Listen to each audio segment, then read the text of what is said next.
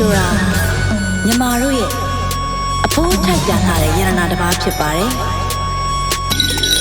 ရွှေရောင်လေးလက်တဲ့မင်းဘဝကိုခဏစွာပုံဖော်ပါမြမမျိုးသမီးတို့ချက်တဲ့ရေဟာတောက်ပါတဲ့ယန္နာရဲ့စီချဲစံခဏရဲ့ရွှေလန်းနဲ့လူတကာရဲ့မဆွဲလားရွှေမဆွရွှေလန်းလန်းစံတောက်ပါတဲ့နေတဲ့တွေယူဆောင်လာခဏတဲ့ဝမှုတွေရွှေလန်းနဲ့ပုံဖော်ပါမျိုးသမီးတိုင်းတောက်ပါစီမှာရွှေလန်းရဲ့ရွှေတစင်စားချက်တဲ့လားတုံးစီမှာရွှေလန်းရဲ့ရွှေတစင်စားညလူတကာရဲ့မဆွဲလားခဏရဲ့ရွှေလန်းရတနာရဲ့စီချဲစံခဏရဲ့ရွှေလန်းငွေလန်းရတနာလန်းခင်းလိုက်ပါရွှေလန်းနဲ့ဂုံတင်တဲ့ဘူးဆိုရင်လန်းငယ်တော့ရွှေလန်း